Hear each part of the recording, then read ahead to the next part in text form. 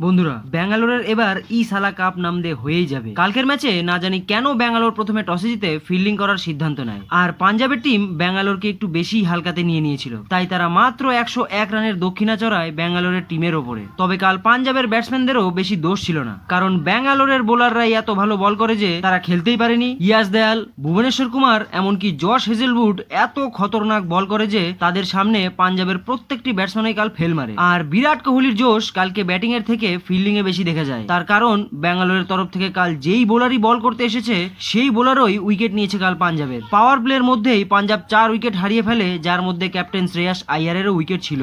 আর এর থেকে আমি আর বেশি কি বা বলবো বন্ধুরা, আর বলার মতো বিশেষ কিছুই নেই। আর অন্যদিকে ব্যাঙ্গালোরের টিমও সেই আগের মতো আর টিম নেই যে লিবির লিবির ভাব করতো। এখন ব্যাঙ্গালোরের চাই ফুল ইজ্জত। তবে ব্যাঙ্গালোর যখন রান চেস করতে আসে তখন তারা শুরুতেই বিরাট কোহলির উইকেট তো হারায়, কিন্তু ফিন সল্ট 101 রানের টার্গেট চেস করতে এসেও হাফ সেঞ্চুরি করে ফেলে, যার কারণে ব্যাঙ্গালোর মাত্র 10 ওভারেই কালকের ম্যাচ জিতে সোজা ফাইনালে পৌঁছে গেছে।